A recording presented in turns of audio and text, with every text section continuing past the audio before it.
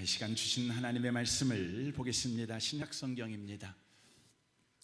신약성경 갈라디아서 말씀입니다. 304페이지에 있습니다. 304페이지 갈라디아서 말씀입니다. 갈라디아서 2장 말씀입니다.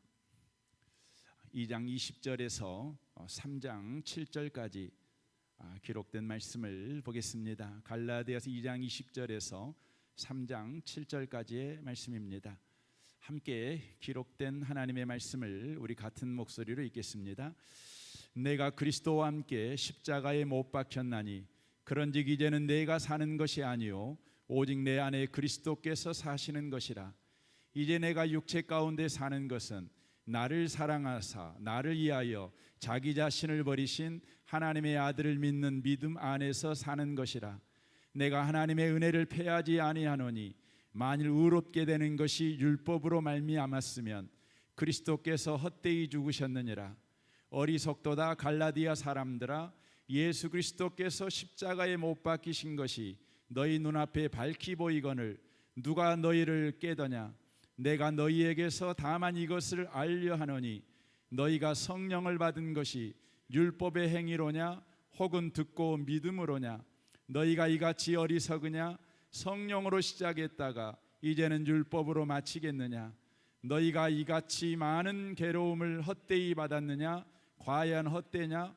너희에게 성령을 주시고 너희 가운데서 능력을 행하신 이의 일이 율법의 행위로서냐 혹은 듣고 믿음에서냐.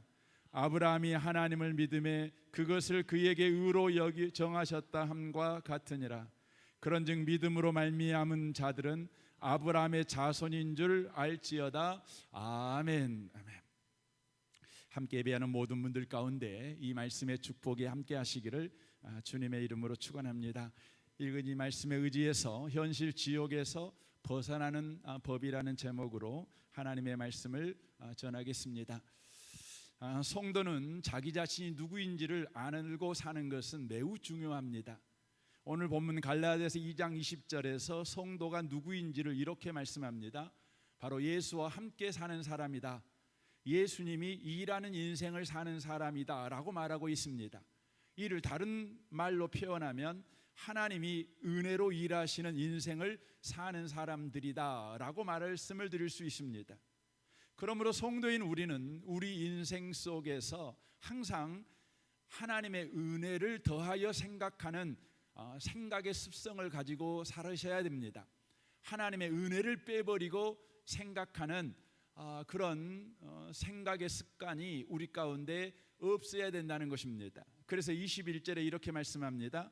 내가 하나님의 은혜를 패하지 아니하노니 만일 의롭게 되는 것이 율법으로 말미암았으면 그리스도께서 헛되이 죽으셨느니라 라고 말씀합니다. 우리에게는 본능적인 두려움이 있습니다. 그것은 내가 한 일과 내가 한 일의 결과로 내 인생이 결정된다는 두려움입니다. 그러나 성도의 인생은 하나님의 은혜가 결정합니다. 그러므로 우리는 오늘을 성실하게 그리고 최선을 다해서 살지만 그 결과에 대해서는 하나님의 은혜를 곱하여 생각하는 것입니다. 하나님이 은혜로 일하신다, 이것을 생각하여 우리 인생의 결과에 대하여 낙관을 가지며 살아가는 것이 중요한 것입니다. 우리는 우리가 한 일에 대하여 그 결과가 어떠한 것에 대하여 조바심을 가지고 또 두려움을 가지고 살 필요가 없다고 하는 것입니다. 그래서 하나님이 성도에게 요구하시는 삶의 방식이 이것입니다. 에레미야 33장 1절입니다.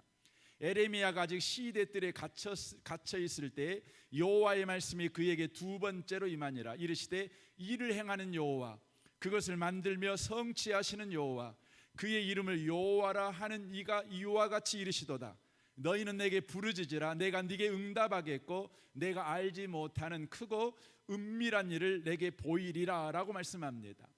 에레미야는 지금 억울하게 감옥에 갇혀 있습니다. 그가 잘못한 것도 없이 감옥에 갇혀 있습니다. 우리 인생도 그렇지요. 이해할 수 없는 일이 우리의 삶에 일어납니다. 잘못한 것도 없는데 우리에게 억울한 일이 일어나는 경우도 있습니다. 또 우리 힘으로 감당할 수 없는 일들이 또 우리 가운데 속출하는 것을 보게 됩니다. 그때 우리는 어떤 생각을 해야 됩니까?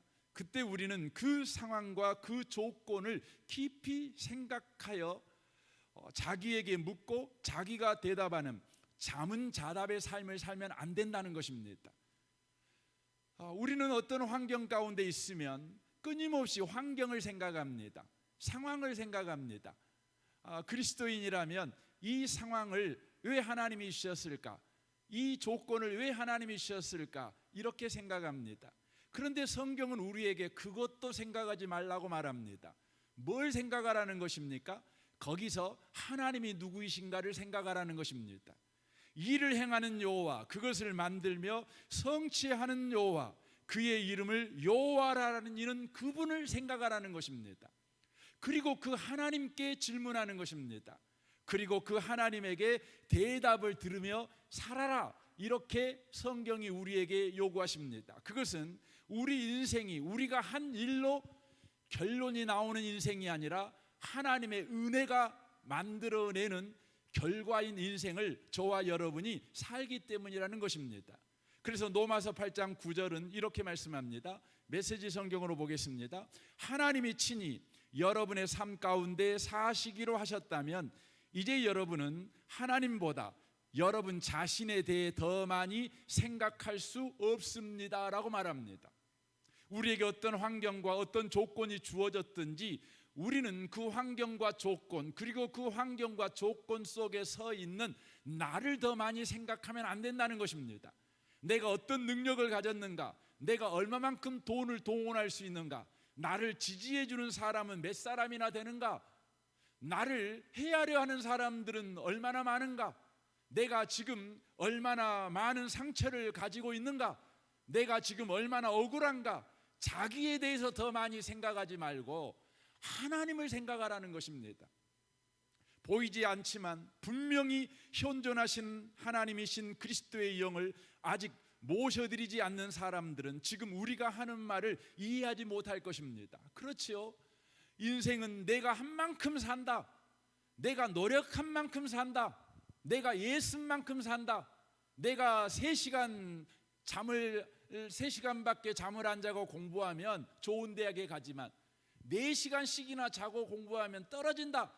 이게 우리가 끊임없이 들었던 말이니 우리는 당연하게 우리를 생각할 수밖에 없는 것 아니겠습니까? 하나님을 생각하라는 말은 헛소리에 불과하다고 우리는 생각할 수밖에 없습니다. 믿지 않는 자들의 생각의 방식을 믿는 자들이 따라가서는 안 된다는 것입니다. 우리는 자기 힘을 믿고 사는 옛 삶에서는 한 푼도 덕을 본 적이 없습니다. 그런 삶은 우리에게 유익한 것이 전혀 없습니다. 우리가 해야 할 최선은 그 삶을 땅에 묻고 새로운 삶을 시작하는 것입니다.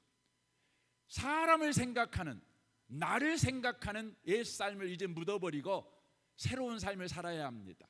하나님을 생각해야 합니다. 새로운 삶이 구체적으로 뭡니까? 15절에 이렇게 기록합니다. 하나님께 받은 이 부활 생명의 삶, 하나님께 우리가 받은 삶은 부활의 생명의 삶입니다. 부활은 어떻게 해서 만들어졌습니까?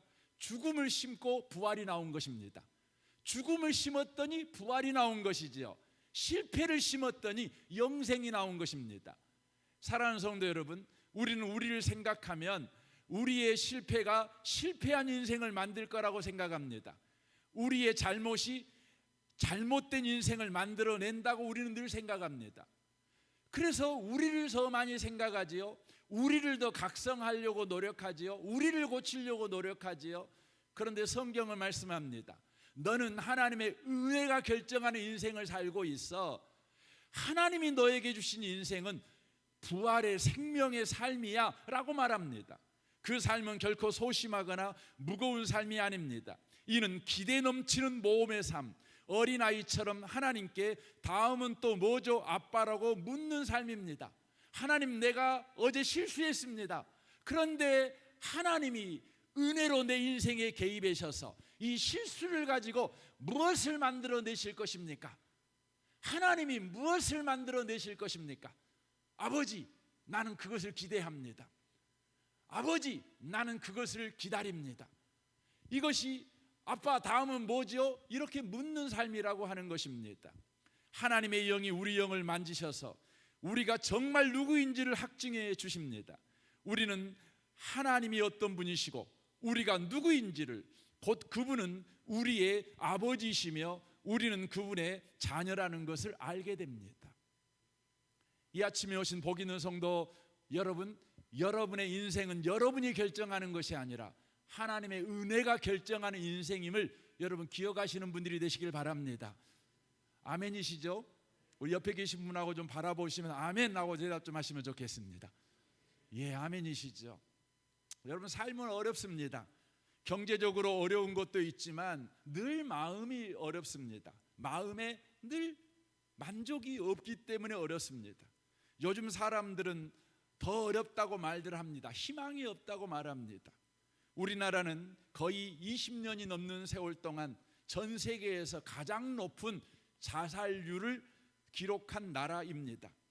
자살하러 온 이를 보면 10대는 공부 때문에, 20대는 취업 때문에, 30대 이상은 경제적인 이유 때문에 자살합니다.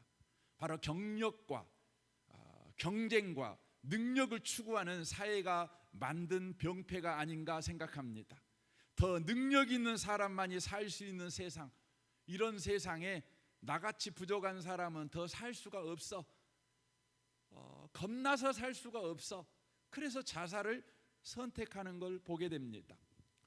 어떤 보고서를 보니까 자살하는 사람들이 이런 말을 참 많이 한답니다. 더 살아도 희망은 없어. 나는 이제 가망이 없어. 불안해서 아무것도 못하겠어. 나는 아무짝에도 쓸모없어. 내가 없어지는 것이 훨씬 낫겠어. 유일한 해결 방법은 내가 죽는 거야. 그러나 사랑하는 성도 여러분, 지옥 같은 현실에서 벗어나는 것은 현실을 외면하고 자살해버리는 것이 아닙니다. 반대로 현실에 적응하기 위해서 더 능력 있는 사람이 되려고 몸부림치는 것도 아닙니다. 그러면 어떻게 현실 지옥에서 벗어날 수 있습니까? 바로 성도의 정체성을 기억하고 우리의 현실 가운데 은혜로 일하시는 하나님이 계신 줄 알고 그 하나님을 붙잡고 사는 것입니다. 그것이 현실 지옥에서 벗어나는 바로 하나님이 정하신 방법입니다. 이렇게 제가 말씀드릴 때 여러분 가운데 이런 질문이 생길 것입니다. 정말 지옥 같은 현실에서 벗어나는 유일한 방법이 우리의 현실 속에서 은혜로 일하시는 하나님을 붙잡는 것입니까? 그렇다면 하나님의 은혜를 붙잡고 사는 것은 과연 뭡니까? 어떻게 해야 하나님의 은혜를 붙잡고 사는 것입니까? 이렇게 질문하는 분들이 계실 것입니다. 그 질문의 대답이 오늘 갈라디아서 3장 우리가 읽었던 1절부터 7절에 있는 말씀입니다. 2절부터 보겠습니다. 내가 너희에게서 다만 이것을 알려 하노니 너희가 성령을 받은 것이 율법의 행위로냐 혹은 듣고 믿음으로냐. 너희가 이같이 어리석으냐. 성령으로 시작하였다가 이제는 육체로 마치겠느냐. 너희가 이같이 많은 괴로움을 헛되이 받았느냐. 과연 헛되냐. 너희에게 성령을 주시고 너희 가운데서 능력을 행하신 이의 일이 율법의 행위에서냐 혹은 듣고 믿음에서냐. 아브라함이 하나님을 믿음에 그것을 그에게 의로 여기셨다 함과 같으니라. 그런즉 믿음으로 말미암은 자들은 아브라함의 자손인 줄 알지어다 라고 말씀합니다. 오늘 우리가 읽었던 본문에서 가장 많이 언급되는 단어가 바로 믿음이라는 단어입니다. 총 4번이 나옵니다. 이 본문에서 믿음을 어떻게 쓰고 있냐면 우리의 행위와 구별되는 하나님의 행위를 가르칠 때 믿음이라는 단어를 쓰고 있는 것을 보게 됩니다. 우리에게 허락된 구원이 우리의 선행에 대한 보상이 아니라는 뜻에서 믿음이라는 단어를 쓰고 있다는 것입니다. 곧 믿음은 하나님의 은혜라는 것을 지금 다른 표현으로 믿음이라는 표현을 쓰고 있다는 것이지요. 그래서 오늘 본문을 요약하면 이렇게 되는 겁니다. 우리가 놀랍게도 하나님의 성령을 받은 것은 우리가 착하게 살아서 받은 보상이 아니라 하나님이 은혜로 바로 예수로 이루신 것으로 우리에게 주어진 것입니다. 이는 아브라함이 의롭다함을 받은 원리와 같습니다. 아브라함이 의롭다함을 받은 것은 자신의 옳은 행동이 아니라 하나님의 전적인 은혜라는 것입니다. 이렇게 요약됩니다. 그래서 결론으로 7절이 나옵니다. 그런즉 믿음으로 말미암은 자들은 아브라함의 자손인 줄 알지어다. 믿음으로 말미암은 자들은 아브라함의 자손인 줄 알지어다. 여러분, 이게 뭐냐면 바로 하나님의 은혜를 붙잡고 사는 구체적인 방법입니다. 이게 무슨 의미의 이야기입니까? 이 말은 자기에게 구원 얻을 만한 자격과 조건이 없거든 너는 하나님의 자녀인 줄 알아라, 이 말이에요. 너에게 구원을 받을 만한 자격도 조건도 너에게 없다면 너는 하나님의 자녀라는 것을 네가 알고 살아라. 이게 뭐냐면 은혜를 붙잡는 방법이에요. 이것이 현실 지옥에서 탈출하여 현실 천국을 사는 하나님의 은혜를 붙잡는 방법이라는 거예요. 이것을 우리는 받아들이기가 어렵습니다. 내가 아무것도 안 하고 복을 받는다는 것을 우리는 도무지 납득할 수가 없습니다. 그래서 우리는 늘 의심합니다. 정말 내가 하나님의 자녀일까? 이런 약점, 이런 부족함이 있는데도 불구하고 하나님께서 내 편이 되어주신다고? 내가 하나님의 자녀라고? 내가 이런 실수를 저질렀는데도 내 실수가 내 인생에 영향을 끼치지 못하고 다만 하나님의 은혜가 내 인생에 영향을 끼쳐 은혜가 만들어내는 인생을 살게 된다고? 이 의심에 대한 대답이 뭐다고요? 7절입니다. 다시 보겠습니다. 그런즉 믿음으로 말미암은 자들은 하나님의 자손인 줄 알지어다. 네가 구원받을 만한, 은혜 받을 만한 자격과 조건이 없거든 네가 하나님의 자녀라는 것을 알아라, 이 말이에요. 하지만 우리는 이것을 현실에서 자주 놓칩니다. 왜냐하면 우리에게는 정말 현실을 살아갈 만한 그런 자격이 없어요. 현실을 복되게 바꿀 만한 그런 능력이 우리에게 없어요. 우리는 지옥 같은 현실에서 다만 전전긍긍하며 어야태야 울면서 그렇게 좌절하며 인생을 살아가는 무능력한 자들이에요.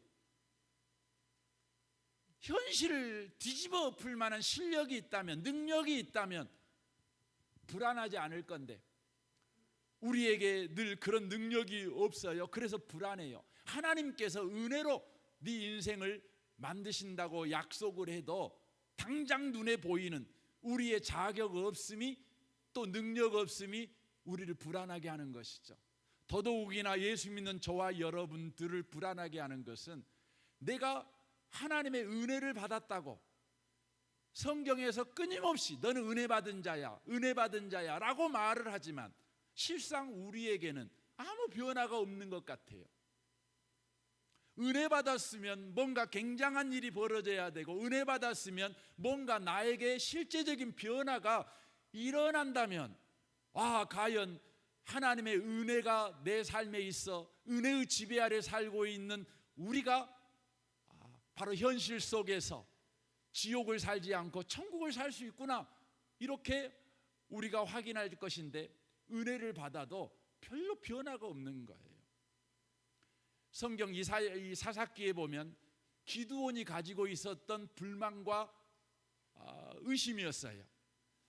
주님께서 사자를 기드온에게 보냅니다. 당시에 이스라엘은 미디안이라는 나라의 약탈과 폭정에 고통받고 있었을 때입니다. 그 천사가 나타나서 이렇게 말합니다. 사사기 6장 12절입니다. 여호와의 사자가 기드온에게 나타나 이르되 큰 용사여, 여호와께서 너와 함께 계시도다, 이렇게 말합니다. 천사가 와서 축복하는 게 아니에요. 여호와께서 너와 함께 계시기를 바라노라 이렇게 말하고 있는 것이 아니라 기드온에게 와서 말하는 거예요. 큰 용사여, 여호와께서 너와 함께 지금 계시고 있다, 이렇게 말을 하는 거예요. 그때 기드온이 이 천사의 말에 강한 의구심을 갖습니다. 불만을 갖습니다. 그래서 그가 이렇게 말합니다. 기드온이 그에게 대답하되 오 나의 주여, 여호와께서 우리와 함께 계시면 어찌하여 이 모든 일이 우리에게 일어났습니까? 아니, 하나님이 우리와 함께 계신다고 주님이 지금 말씀하고 있는데, 그러면 뭔가 변화가 일어나야 될 것인데, 미디안은 여전하게 우리를 괴롭히고 있고, 미디안은 여전하게 우리에게 못된 짓을 여전히 하고 있는데, 이게 하나님이 함께 계신다는 증거입니까? 이렇게 기드온이 말하는 것입니다. 또 우리 조상들이 일찍이 우리에게 이르기를 여호와께서 우리를 애굽에서 올라오게 하신 것이 아니냐 한 그 모든 이적이 어디 있나이까? 옛날에는 그렇게 하시더니, 우리가 성경을 볼 때마다 그런 불평이 있지 않습니까? 모세에게는 그런 기적을 하더니 오늘날에 예수 믿는 우리한테는 그런 일이 안 일어납니까? 다윗에게는 그런 일을 주더니 왜 우리에게는 안 일어납니까? 홍해까지도 바라지도 않습니다. 강주천이 갈라지는 것도 기대하는 것도 아닙니다. 우리 집 앞 또랑이라도 좀 갈라보세요. 이렇게 우리는 하나님한테 요구하는 것 아니겠습니까? 계속해서 보십시오. 이제 여호와께서 우리를 버리사 미디안의 손에 우리를 넘겨주셨나이다. 주님이 함께 하신다고 지금 우리에게 말하고 있지만, 우리에게 일어나는 현실을 보니까 아무것도 변화가 없습니다. 그러니 하나님이 함께 하신 것이 아니라 하나님이 우리를 버리신 것이 분명합니다. 이렇게 기드온이 말합니다. 저와 여러분이 가지고 있는 불안, 의심 아니겠습니까? 현실 인식 아니겠습니까? 이 불안과 의심과 현실 인식은 사실 마귀에게서 나온 것입니다. 마귀가 예수님에게 와서 시험을 합니다. 마태복음 4장 3절입니다. 시험하는 자가 예수께 나와서 이르되 네가 만일 하나님의 아들이거든 명하여 이 돌들로 떡덩이가 되게 하라 라고 말씀합니다. 예수님은 지금 40일 동안 금식하셨습니다. 얼마나 배가 고프시겠습니까? 그러므로 예수님에게 있어 당장의 현실 문제가 뭐냐면 이 배고픈 문제를 해결하는 것입니다. 그때 마귀가 와서 말하는 것이죠. 너 배고프지? 너에게 당장에 필요가 있다면 밥 먹는 것 아니냐? 네가 하나님의 아들이라고 네가 지금 말하고 있으니까, 하나님이 함께하는 자라고 네가 말하고 있으니까, 네가 하나님이 함께하는 하나님의 아들이라면 네 현실 문제를 해결해서 네가 하나님의 아들이라는 증명을 한번 해봐. 이렇게 지금 마귀가 말하고 있는 것이죠. 이 마귀의 말에 대해서 예수님이 뭐라고 대답합니까? 4절 보십시오. 예수께서 대답하여 이르시되 기록되었을 때 사람이 떡으로만 살 것이 아니요 하나님의 입에서 나오는 모든 말씀으로 살 것이라 하였느니라 라고 말씀합니다. 이게 무슨 의미의 말씀입니까? 하나님의 자녀라는 증거는 현실 문제를 해결함으로 증명하는 것이 아니라 하나님의 입에서 나오는 말씀을 매일 먹어야 사는 사람이라는 것을 아는 것이다. 다시 말씀드릴까요? 하나님의 자녀라는 것의 증거는 현실 문제를 해결하는 능력을 가진 것이 아니라 나는 언제나 하나님의 말씀이 필요해요. 나에게는 언제나 하나님의 은혜가 필요해요. 나는 하나님의 말씀 없으면, 나는 하나님의 은혜 없으면 단 한순간도 살 수 없어요. 이것을 알고 사는 자라는 거예요.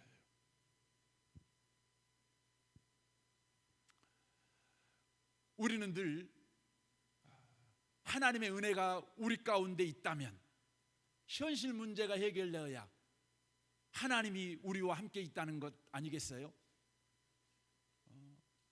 그러나 성경은 이렇게 말합니다. 하나님의 은혜가 너의 삶 가운데 있다면 그 증거는 날마다 나는 은혜 없이는 살 수 없어요.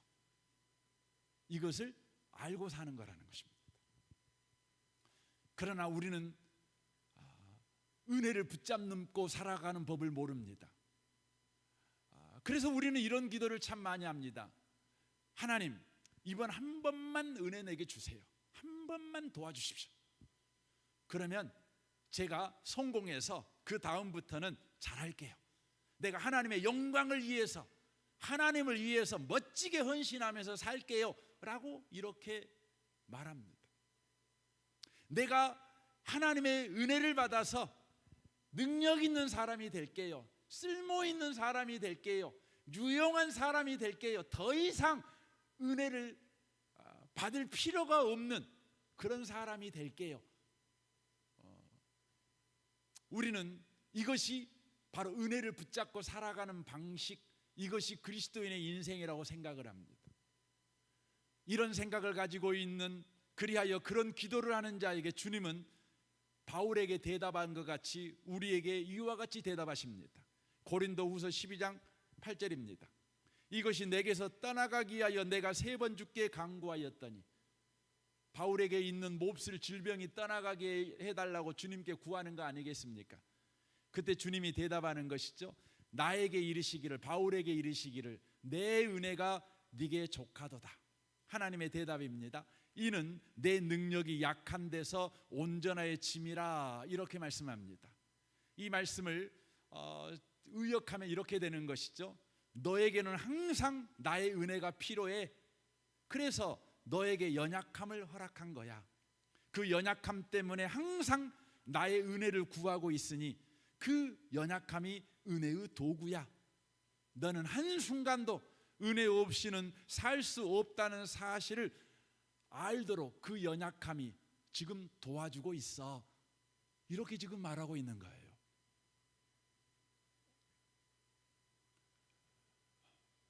은혜를 받고 산다는 것은 이제 더 이상 은혜 받을 필요가 없는, 두 발로, 내 두 발로 그렇게 설 수 있는 사람이 되는 것, 그게 은혜 받은 사람이 된 것이 아니에요.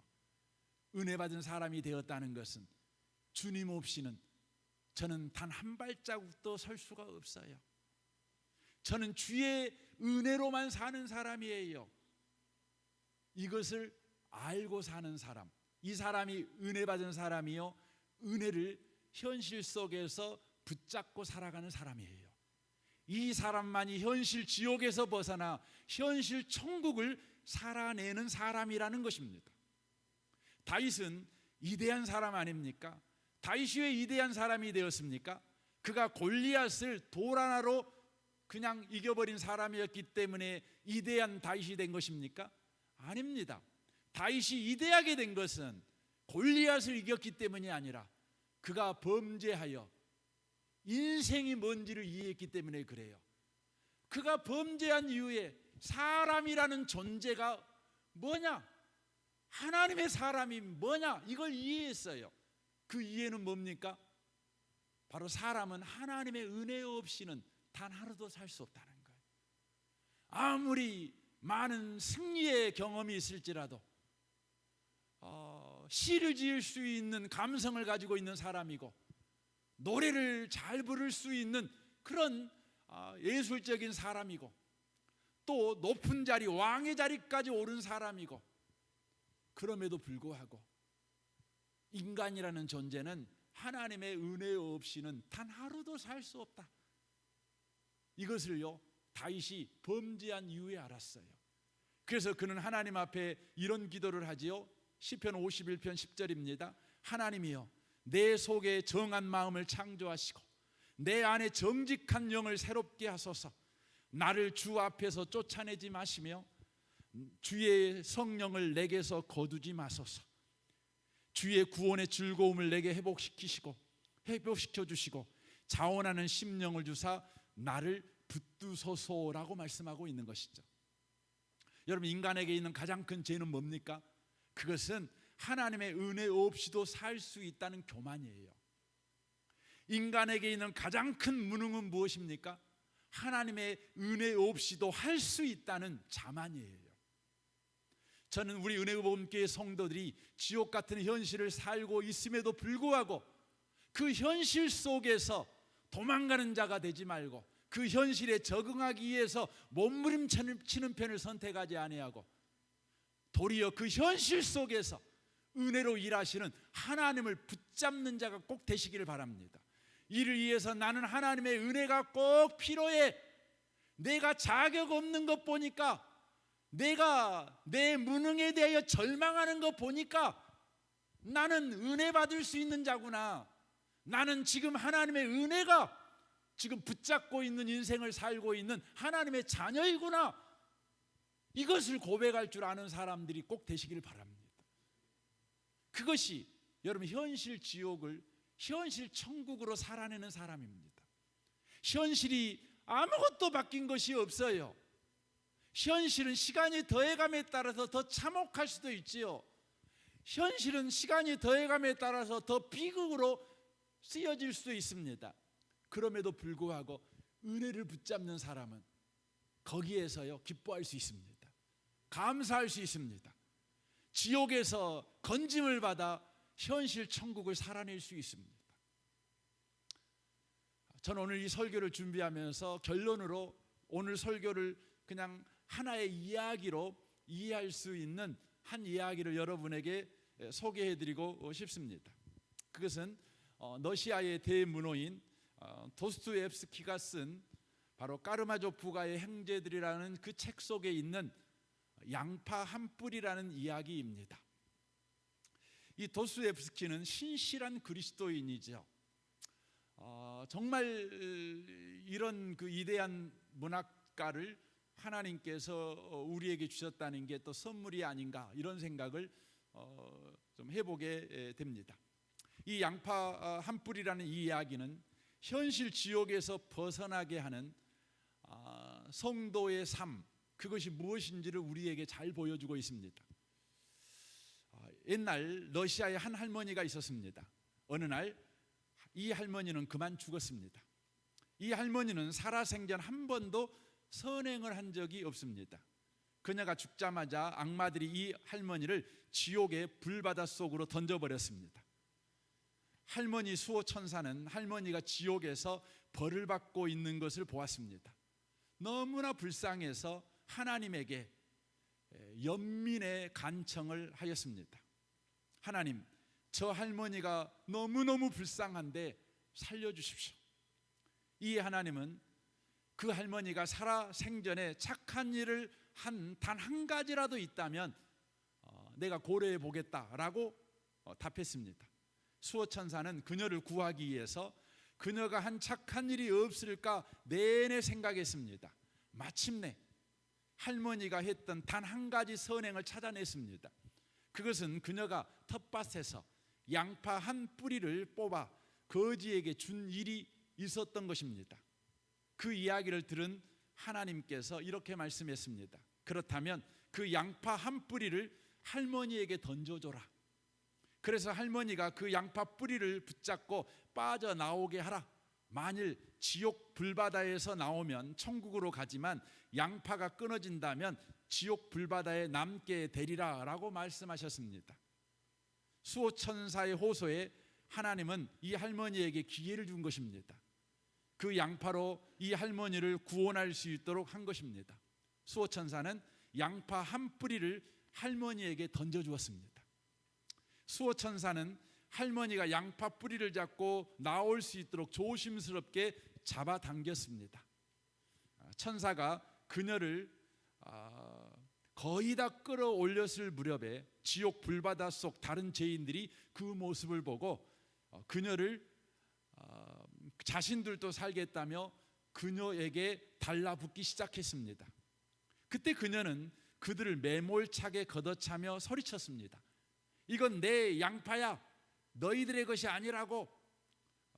그녀가 발부둥 칠 때 양파 뿌리가 끊어져 버렸습니다. 할머니는 다시 불구덩이로 던져지고 말았습니다. 할머니를 구원하고자 했던 천사는 눈물을 흘리면서 그 자리를 떠나갔습니다. 해석이 좀 필요한 이야기입니다.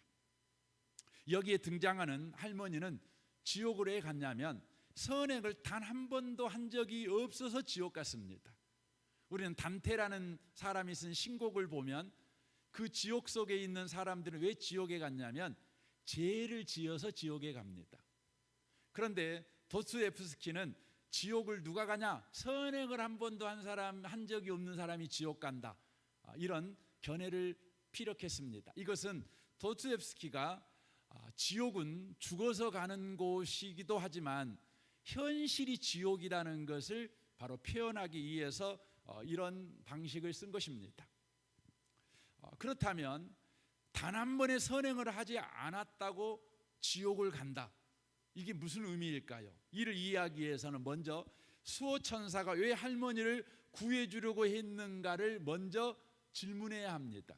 그 대답은 뭡니까? 단 한 가지이지요. 바로 연민 때문에 이 할머니를 수호천사가 살리려고 했습니다. 할머니가 겪는 지옥의 고통에 대한 불쌍히 여기는 마음, 그 마음이 바로 할머니를 지옥에서 건져내야 되겠다, 이 수호천사가 생각한 것입니다. 여기에는 자업자득 혹은 인과응보, 뿌린 대로 거둔다는 자연법칙은 작동하고 있지 않습니다. 오히려 불쌍히 여기는 마음이라는 은혜의 법칙이 지금 작동하고 있는 것입니다. 수호천사가 할머니의 인생을 다 뒤졌더니 양파 한 뿌리가 나온 것입니다. 양파 한 뿌리가 나온 것입니다. 여러분, 사실 양파 한 뿌리는 지옥에서 우리를 건져낼 만한 선행이라고 말하기에는 너무나 부끄럽기 짝이 없는 초라한 선행이 아니겠습니까? 그러나 하나님은 이 양파 한 뿌리가 지옥에서 벗어나 천국으로 갈 수 있게 할 것이라고 말씀합니다. 희망을 말하는 것이죠. 바로 이 양파 한 뿌리는 할머니에게 한 줄기 희망이었습니다. 아니, 유일한 희망이었습니다. 그렇지만 우리가 조금만 더 생각해 보면 다른 사람에게는 대단한 불공정을 의미한다는 것입니다. 여러분, 우리 사람들 이렇게 봐보시면 매일 지옥에서 벗어나 천국 가기 위해서 평생을 조심조심 조마조마하게 사는 사람이 얼마나 많습니까? 그런데 할머니는 겨우 양파 한 뿌리로 지옥에서 벗어나 천국에 간다면 평생을 조심조심 산 사람들한테는 얼마나 그게 불공정한 희망이고 억울한 이야기가 되겠습니까? 이 불공정한 희망, 이 억울한 이야기는요, 사실 예수님과 함께 십자가에 못 박혔던 한편 강도 이야기와 같은 맥락입니다. 이 강도는 평생 선한 일을 한 번도 해본 적이 없지요.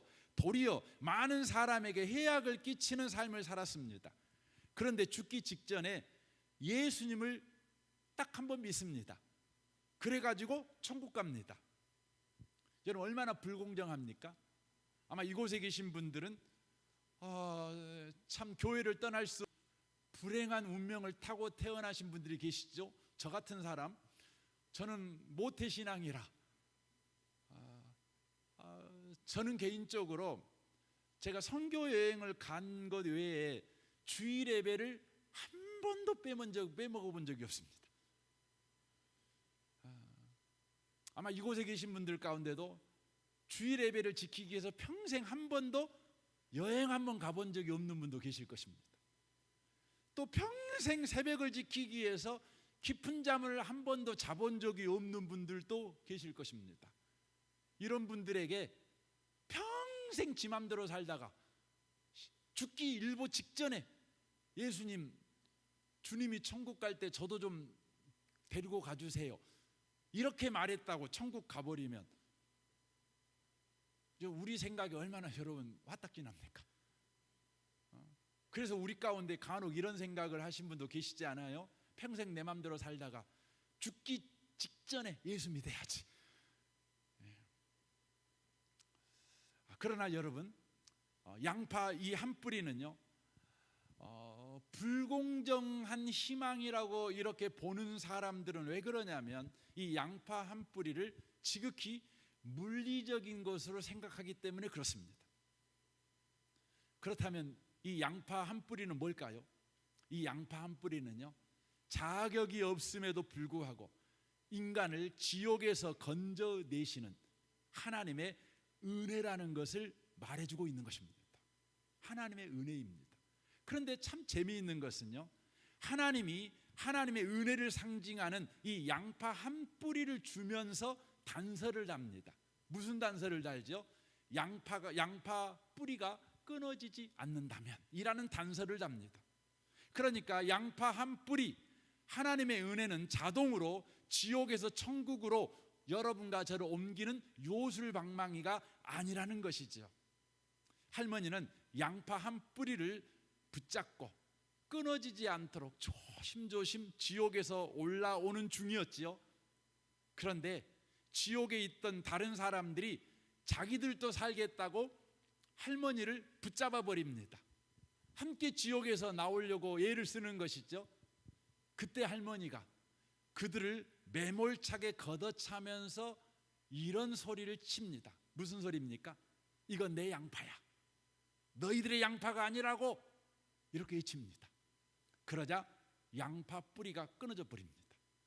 할머니가 지옥 불바다에 다시 떨어져 버린 것입니다. 여러분, 왜 양파 한 뿌리가 끊어졌을까요? 왜 지옥 속에서 은혜가 은혜되지 못했을까요? 왜 은혜가 지옥 속에 있는 이 할머니를 천국으로 옮기지 못했을까요? 사실 양파 한 뿌리는 처음부터 할머니 한 사람 여러분 감당하지 못합니다. 여러분 오늘 집에 가셔서 양파 한 뿌리를 한번 잡고 힘 한번 써보세요. 여러분 몸무게가 어떠하든 여러분을 끌어올릴 수 없습니다. 그럼에도 불구하고 양파 한 뿌리를 하나님께서 주신 것은 양파 한 뿌리가 바로 우리가 알고 있는 양파 한 뿌리, 바로 물질이 아니라는 것을 말해주는 것이에요. 이것은 하나님의 은혜라는 것이죠. 그러나 이 할머니는 양파 뿌리를요 물질로 보았어요.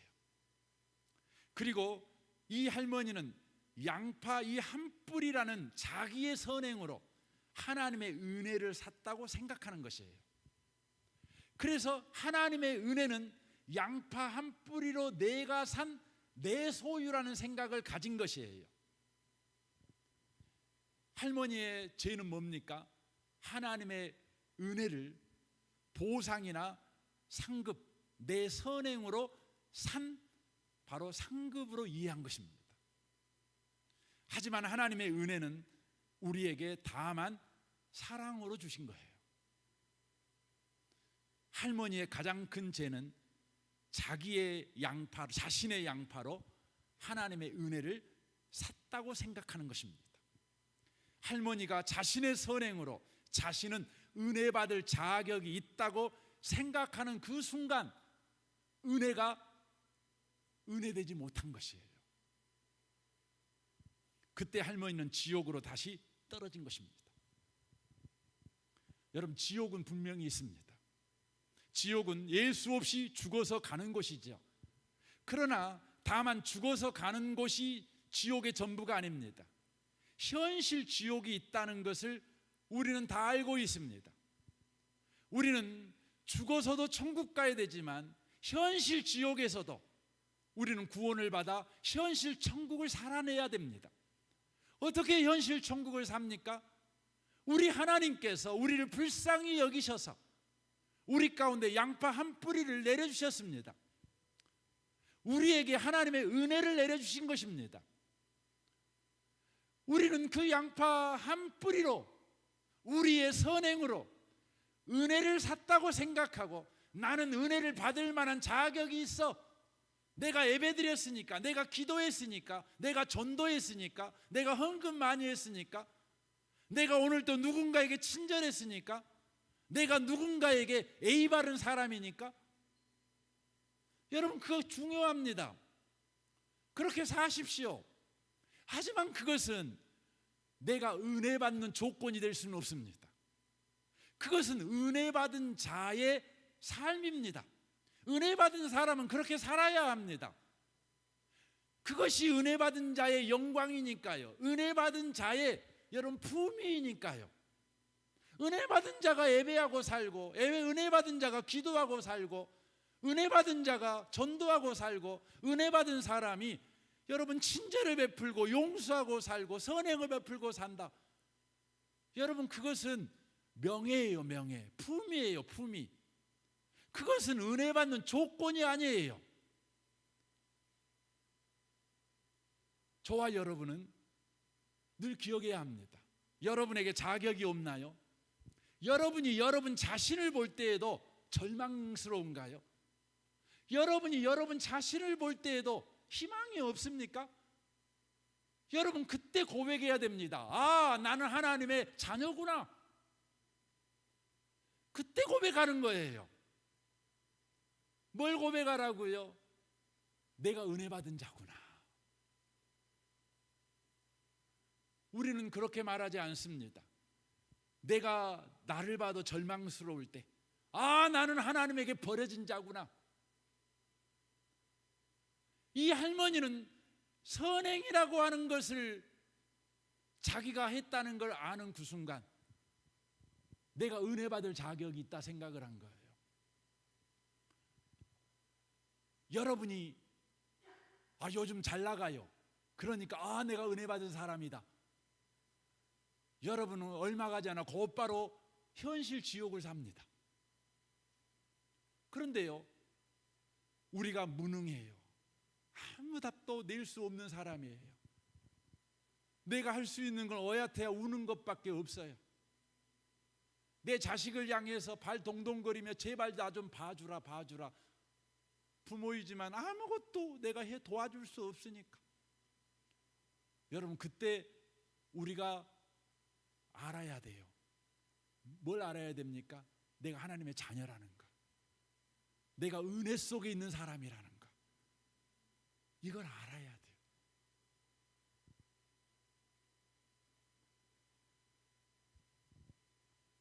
이제 여러분과 저의 기도가 좀 바뀌어야 됩니다. 우리는 힘든 현실을 살아갈 때 하나님께 은혜를 구하죠. 하나님 은혜 주세요. 은혜 주세요. 너무 힘들어요. 그래요, 은혜 구해야 합니다. 하지만 우리는 더 나가야 합니다. 어떻게 나가야 되는 겁니까? 여러분의 현실이 여러분의 힘으로 감당할 수 없을 때 여러분과 저는 이미 하나님의 은혜 속에 있다는 걸 발견하고, 주님, 내가 내 힘으로 감당할 수 없는 현실을 내가 살고 있는 것 보니 나는 이미 은혜 속에 있는 사람입니다. 주님, 내가 은혜 속에 이미 들어와 있다는 사실을 알고 내가 용감하게 살게 나를 도와주십시오. 담대하게 살게 도와주십시오. 여러분 이것이 뭡니까? 현실 지옥에서 벗어나 현실 천국을 사는 법입니다. 저는 이 아침에 오신 복 있는 분들이 여러분의 무능을 볼 때마다 내가 하나님의 자녀다. 그래서 7절이 그렇다고 말씀드렸죠. 그런즉 믿음으로 말미암은 자들은 하나님의 자손인 줄 알지어다. 자격이 없는 자인 걸 네가 발견하는 그 순간 하나님의 자손인, 아브라함의 자손인 줄 너는 알지어다. 네가 절망스러운 자라는 걸 발견하는 그 순간 네가 하나님의 자녀인 줄 알지어다. 이렇게 말씀하고 있는 거예요. 여러분의 남은 생애가 계속해서 하나님의 자녀구나, 이것을 고백하는 여러분과 제가 되시기를 주님의 이름으로 축원합니다. 아멘. 우리 이 시간에 같이 기도하기를 원합니다.